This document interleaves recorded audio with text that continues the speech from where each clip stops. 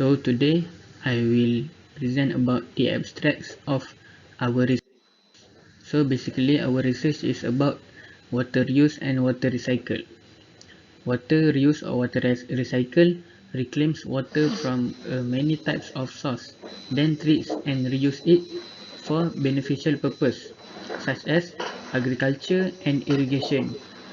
Next, the system works by taking wastewater and treating it until it is suitable for use in the intended application.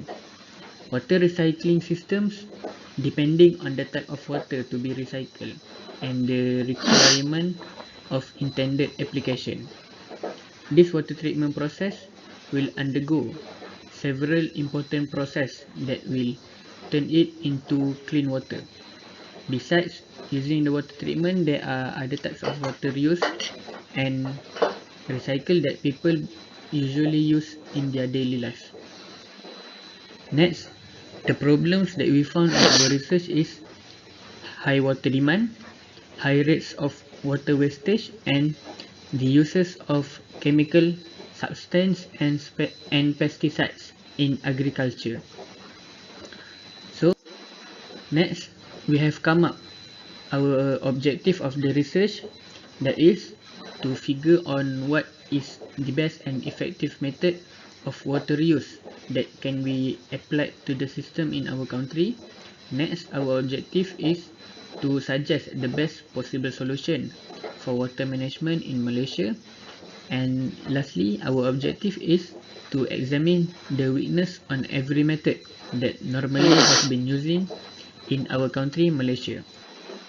So the significance of our study is it helps us to figure out the best way to make our water supply keep sustained, and the limitation of our study is the research will be focused on water use and water recycle, especially and focusing in our country, Malaysia.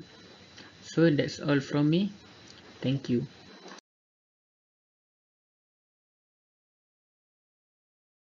Introduction, sumber air adalah suatu sumber yang amat penting bagi kehidupan, termasuklah untuk kegunaan manusia.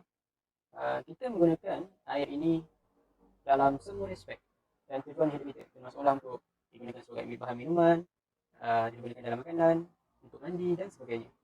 Jadi amat penting untuk kita memastikan bekalan air yang mencukupi untuk digunakan dan juga kualiti air itu selamat dan sihat, bebas daripada bahan-bahan tercemar. Antara yang menjadi masalah utama berkenaan dengan sumber air ini adalah masalah pencemaran. Kita dapati sejak kebelakangan ini masalah pencemaran air amat membimbangkan kerana kita berada di era kemajuan industri dan juga kemajuan pembangunan. Jadi semakin banyak kilang yang dibangunkan dan kita tahu bahawa bahan-bahan yang digunakan untuk proses kilang akan dibuang ke dalam sungai terus tanpa tapisan ataupun rawatan yang mengikut standard yang ditetapkan oleh pihak berkuasa. Ini akan menyebabkan berlakunya pencemaran sungai ataupun pencemaran air, di mana sisa-sisa buangan itu berkemungkinan mengandungi bahan-bahan kimia yang berbahaya dan seterusnya mengubat dan mengganggu kualiti air yang baik, yang sihat. Okey, di sini kita dapat lihat antara desain ataupun gambaran di mana proses rawatan air itu dilakukan. Ini adalah bertujuan untuk memastikan bekalan air yang kita sediakan adalah terawat dan berkualiti untuk digunakan dan tidak mendatangkan sebarang masalah kesihatan kepada para pengguna. Kita risau kerana sumber air ini adalah menjadi suatu keperluan harian dan kepentingan kepada masyarakat. Jadi amat penting dan menjadi tanggungjawab kita untuk memastikan bekalan air itu berkualiti dan bebas daripada bahan tercemar. Okey, jika kita lihat desain yang saya sediakan itu, terdapat beberapa proses ataupun kaedah treatment rawatan yang kita gunakan. Yang pertama adalah preliminary treatment, iaitu di mana kita sediakan bahan-bahan sebelum ataupun bahan-bahan yang terdapat di dalam air seperti pasir dan sebagainya. Dan treatment ataupun rawatan yang kedua adalah primary treatment, di mana kita melakukan rawatan ataupun proses rawatan pada awal, peringkat awal. Seterusnya adalah secondary treatment, di mana kita proses ini melibatkan proses biological, di mana kita akan membuang ataupun menyingkirkan nutrien yang tidak diperlukan di dalam air. tertiary treatment. Tertiary treatment adalah proses rawatan bahan terbuan ataupun wastewater kerana ia mengeluarkan suatu kualiti air yang tinggi, kerana di dalam proses rawatan ini ia menyingkirkan mikroorganisma dan virus yang mungkin terdapat di dalam air dan ianya perlu dinyahkan sebelum dibekalkan kepada para pengguna. Dan rawatan yang terakhir adalah treatment of sludge or biosolids. Ia merangkumi pelbagai proses daripada rawatan-rawatan sebelumnya, termasuklah di dalam secondary treatment.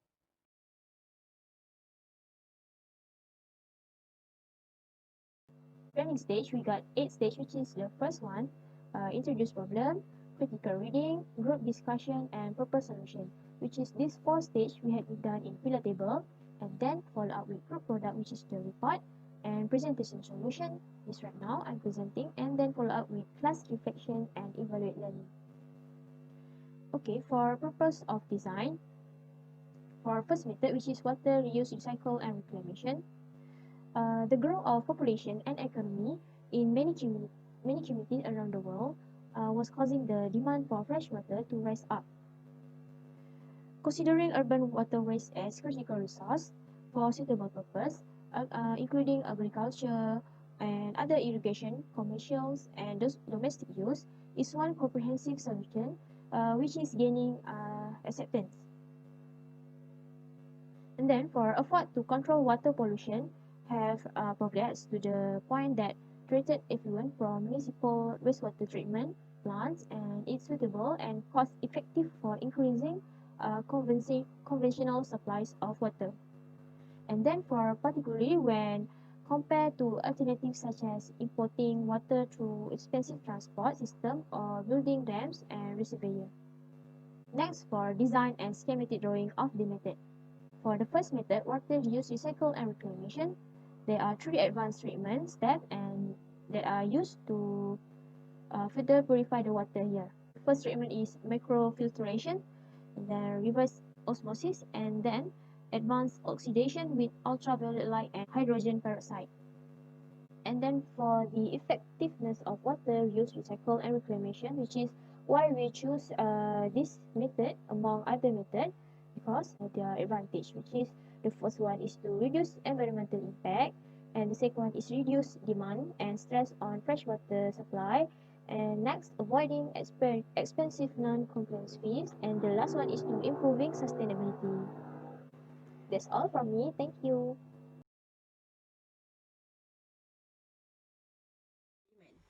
So, discussion yang pertama adalah air yang kita reuse, yang kita dah recycle dapat memberikan alternatif ataupun dapat memberikan kebaikan kepada pengguna untuk keamanan dan kelangsungan hidup mereka.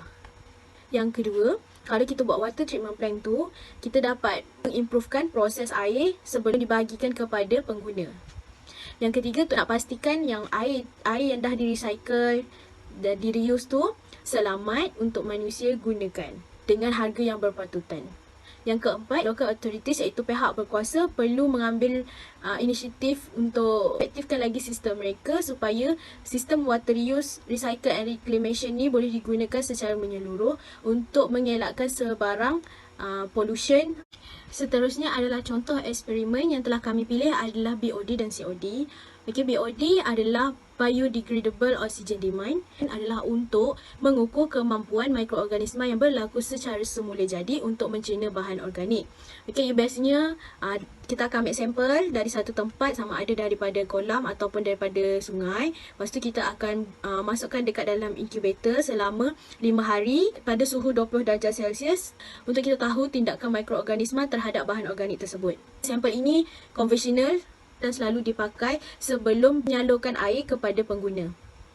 Faktor yang mempengaruhi BOD ini biasanya adalah suhu, pH, kehadiran jenis mikroorganisma tertentu dan juga jenis bahan organik atau anorganik di dalam air. Manakala untuk eksperimen COD adalah chemical oxygen demand, iaitu di mana untuk menentukan jumlah oksigen yang digunakan untuk menghasilkan bahan kimia yang organik. COD ini digunakan untuk mengukur pencemaran air semula jadi dan air buangan untuk menilai kekuatan sisa buangan seperti kumbahan dan juga perairan buangan industri.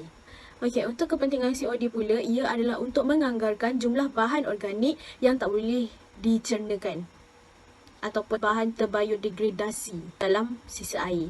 COD ni selalunya dia tak lama. Selepas eksperimen BOD, kita akan buat eksperimen COD pula. Kita hanya ambil sampel, cek suhunya berapa dan result boleh dapat dalam 2 hingga 3 jam sahaja. Itu sahaja dari saya. Sekian, terima kasih.